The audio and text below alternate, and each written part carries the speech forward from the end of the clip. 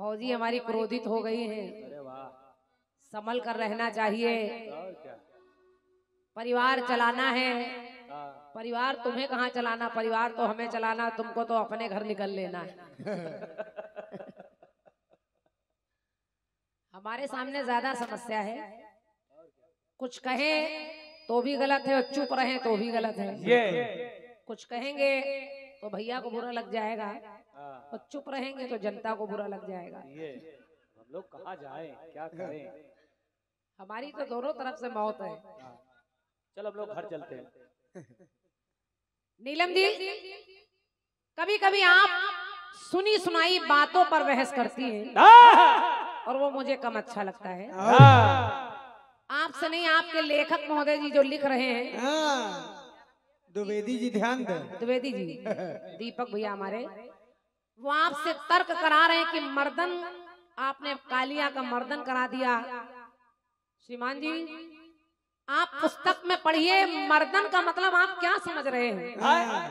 मर्दन माने मारना ही समझ रहे हैं? साहित्य की किताब पढ़िए, आपको मिलेगा मर्दन माने कुचलना, रगड़ना। जानकारी पूरी लेके बैठे हैं। मैं आपको टोक नहीं रही हूँ इसलिए कि आप छोटी हैं, आप भाभी कह रही हैं, लेकिन सुनी सुनाई बातों पर बहस कर रही हैं। लेकिन तुम्हारी ननद जिद्दी हो गई। तो मर्दन माने, और मेरे अंतरे को आपने सुना नहीं, जो आपने पहला गाना गाया था जल विहार कर रहे हैं, तो मेरे अंतरे को मैं फिर इसलिए गाकर बता रही हूँ ताकि आप समझें बिल्कुल कि मैंने उस मर्दन का मतलब क्या बताया। समझो। गाने की लाइनें मेरी बोल रही थी कि जल जल के जल था विश्व में, वो कालिया था अंदर, और चढ़ चढ़ के पेड़ ऊपर कूदे थे श्याम सुंदर। और उसके बाद के चूर्ण अभिमान, चूर अभिमान वो गुमान हर प्रकार कर रहे हैं। मैंने ये नहीं कहा ना, मर्दन माने उसको, उसके अभिमान का मर्दन कर रहे हैं, उसको रगड़ रहे हैं, कुचल रहे हैं। आपने सुना नहीं, पूरा मंडल बैठता ही तो कला का वो प्रदर्शन इस प्रकार कर रहे हैं, तो यमुना के जल में मोहन जल विहार कर रहे हैं। पहले सुना करो, नंदरानी, अभी से कानों की कच्ची हो जाओगी तो ससुराल में पटेगी नहीं तुम्हारी। वहां फिर पक्की बातें भी समझ में नहीं आएंगी तुम्हें, इसलिए भौजाई के तो दिन अच्छे कट रहे हैं, अपनी सोचो तुम। कच्ची पक्की बातों का ध्यान दो तुम। और क्या समझ नहीं रही हो आप? आपको लग रहा है भाभी ने मर्दन माने कालिया को मार दिया। मर्दन उसके अभिमान को चूर्ण कर दिया, गुमान मान, और मर्दन माने रगड़ना कुचलना। कालिया को इतना बुरी दशा में कर दिया कि कालिया की पत्नी रोने लगी कि प्रभु इसको छोड़ दीजिए, तब भगवान ने उनको दूसरा स्थान दे दिया। समझा करिए, केवल टोकने के लिए टोक रही हो आप। इसे कहते हैं कमजोरी के लक्षण।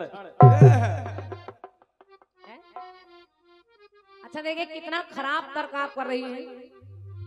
आप लोगों ने सबने सुना, मैंने कहा कि आप करी कुछ चरणों में विलीन हो गए, फिर बदन में विलीन हो गए, फिर मुख में विलीन हो गए। तो मैंने कहा बहन जी, नंदरानी से मैंने कहा कि आप पहले ध्यान से सुनिए, और मैंने ये नहीं कहा कि सब शरीर पूरा एक है, मैंने कहा कि चरण भी शरीर में ही है। आप लोग सुन रहे थे, मैंने कहा चरण भी शरीर ही में है, मुख भी शरीर के अंदर ही है। तो जब परमात्मा में विलीन हो रहा है आदमी, तो पूरे में विलीन हो रहा है। केवल पेट अलग थोड़ी चला जाएगा भगवान का, मुंह अलग थोड़ी चला जाएगा। तो आप करिए, इसका मतलब केवट को भगवान के चरण नहीं, उनका मुंह धो लेना चाहिए। जब आपने ये कटाक्ष किया तो हम आपकी बुद्धि की पराकाष्ठा समझ गए, हम समझ गए। बुद्धि विवेक। सुन लीजिए नीलम जी, जो जीव होता है वो परमात्मा के पूरे अंग में विलीन होता है, और जो जीव भगवान की सेवा करता है वो भगवान का मुख नहीं पहले चूमता, वो पहले भगवान के चरण चूमा करता है। इसे कहते हैं पढ़ाई लिखाई के मजे। और अंतर है। वो भगवान के चरणों से ही शुरू करता है, भगवान के पैर पखारता है। और क्या? इसलिए अहिल्या पैरों की रज से तल रही है, मुख के रज से थोड़ी तर रही है। तर्क आप कर रही है, लेकिन वो तर्क नहीं है, वो कुतर्क है, छीछा लेदर कर रही है केवल। छोड़ो, तुम्हारी ननद शर्मा रही है। अगर कोई व्यक्ति परमात्मा में विलीन होता है तो वो पूरे ब्रह्म में विलीन हो जाता है, उसका आगमन दोबारा नहीं होता। और क्या?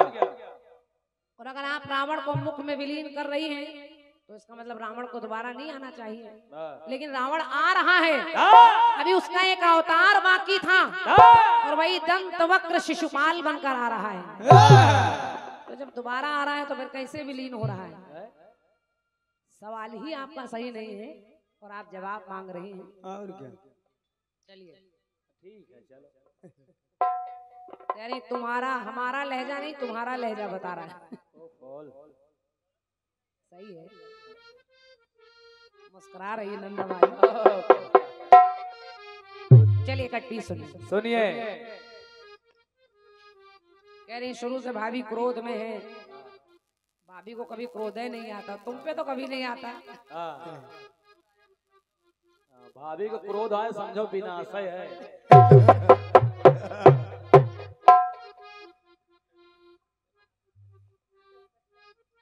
जवाब आपने सुना? सुना। देखिए जवाबी चूर से चूर मिलनी चाहिए, उसमें कोई नंद भौजाई नहीं। बाकी तो प्रेम आपका हमारा हमेशा बना है, बना रहेगा। और आप भी जानती हैं और क्या, हम लोग कि बहुत महिलाएं गाती हैं, लेकिन जितना प्रेम मैं आपसे करती हूँ मैं किसी से करती नहीं। और क्या? और कहीं ना कहीं ये प्रेम ही थोड़ा बहुत आड़े आ जाता है। बिल्कुल बिल्कुल, तुम्हारी मदद हम लोग हर प्रकार से करेंगे, टेंशन ना करो। हाँ, शर्मा जी से ज्यादा प्रेम करती हूँ। आप गा रही हैं कि दोनों ही पूजित शिव औघड़ वरदानी से, और राम जी खुश हैं पान से, कन्हैया पानी से। अरे वाह! केवल खीर खीरा के चक्कर में आप भ्रमित हो गई। खीर और खीरा के चक्कर में आप, राम जी पान से खुश हैं कि पान की पीक को पी लिया, उसको वरदान दे दिया कि जाओ मैं अगले जन्म में तुम्हें मिलूंगा। वहाँ पान कहाँ है? पान से खुश है, जबरदस्ती पान पानी किए दे रही। जवाब आप वहीं से ला सकती थी।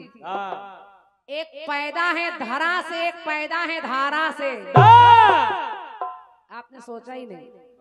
दीपक भैया की कलम चल रही है लेकिन थोड़ी जंक लग गई है उसमें। चल रही लेकिन टेढ़ी टेढ़ी चल रही है। चलिए जवाब बता दिया, अगली बार लिखवा लेना, सही हो जाएगा। कट पीस बढ़िया यार। तमाम बालाजी आपने सुने हैं। सुनिए कि मैं बागों से चुन चुन के लाई चंपा की कलियां।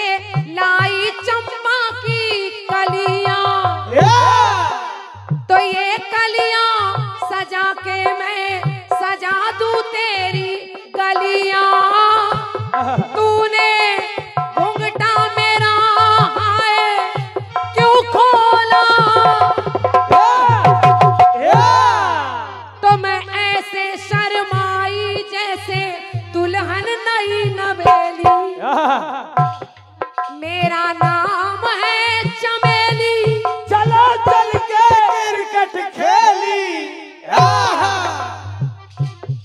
चली आई हूँ अकेली बीकानेर से।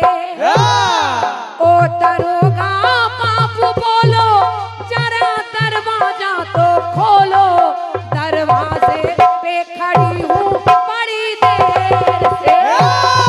दरवाजे पे खड़ी हूँ बड़ी देर से, दरवाजे पे खड़ी हूँ बड़ी देर से।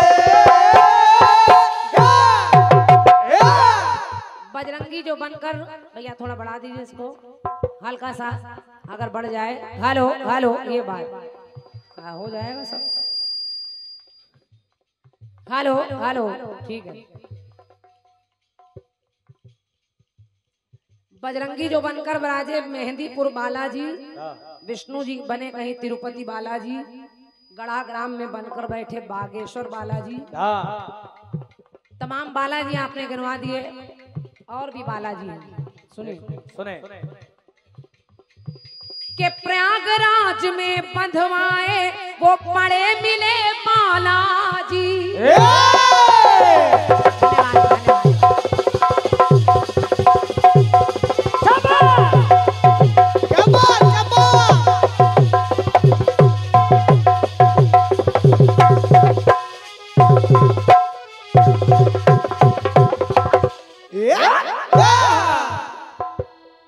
एक पहले कथानक सुन लीजिएगा। अगर आप बाला स्त्री और बाला ये, तो मेरे प्रयोग को एक देखिएगा।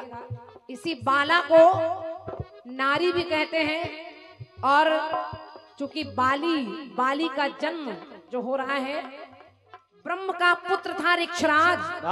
वो एक बार सरोवर में स्नान करने गया, तो उसने अपने आप को देखा, वो नर से नारी बन गया, वानरी बन गया। सूर्य और इंद्र दोनों उस पर मोहित हो गए, और दोनों के संसर्ग से दो पुत्र पैदा हो गए। देखिए, तेज गिरा बाल पर तो उससे बाली पैदा हो गए, और गर्दन पर जब तेज गिरा तो उससे सुग्रीव पैदा हो गए। तो ये बाल और बाली लाने का प्रयोग करेंगे, समझे? वैसे पहले प्रयोग सुनिए बालाजी। प्रयागराज में बंधवाए वो पड़े मिले बालाजी, और हमारे कानपुर में के कानपुर में जंजीरों में जकड़े मिले बालाजी। जकड़े मिले बालाजी, जकड़े मिले बालाजी। कानपुर में आप बिठूर जाएंगे तो सीता रसोई के पास हनुमान जी बंधे खड़े हैं जकड़े। जो नहीं गए वो जाके देखें। तो जगन्नाथ के मंदिर में भी खड़े मिले बालाजी, और कहीं पे पकड़े कहीं पे उड़ते, कहीं गड़े मिले बालाजी। गड़े मिले बालाजी, गड़े मिले बालाजी। इतने बालाजी तो हैं, लेकिन जो आप प्रयोग दे रही हैं, मैं बाला, बाल और बाली का प्रयोग दे रही हूँ। सुनिए। बाला है नारी सूचक, नारी सूचक है बाली। तो बाला के बालों से देखो हुआ है पैदा बाली। हुआ है पैदा बाली, हुआ है पैदा बाली। तो बाली की उपमा बाली से, तो एक गोदी में बाली, एक गोदी में बाली पुत्र है, और एक कान में बाली है, दोनों के अर्थ अलग अलग हैं। समझे? तो एक गोदी में बाली, तो कानों में दो दो बाली। तो एक है वानर कुल का भूषण, यानी वही बाली जिसका बालों से जन्म हो गया। एक है वानर कुल का भूषण, तो है नारी के आभूषण। एक बाला, बाला माने लड़की, एक बाला मगर बाली वहाँ तीन है। धन्यवाद। क्या बात है, वाह। एक बाला यानी स्त्री, और एक बाली, दो बाली यानी कानों में, और एक बाली जो बाल से पैदा हो रहा है। आपके प्रयोग से अलग प्रयोग है, और बाला भी चल रहा है, बाली भी चल रही है। वाह। एक है वानर कुल का भूषण, तो है नारी के आभूषण, एक बाला मगर बाली महातीन है। एक बाला मगर बाली वह तीन है, एक बाला मगर बाली वह तीन है। एक है बाला मगर बाली महातीन है, एक है बाला मगर बाली महातीन है। बोलिए बालाजी महाराज की जय। जितने बाला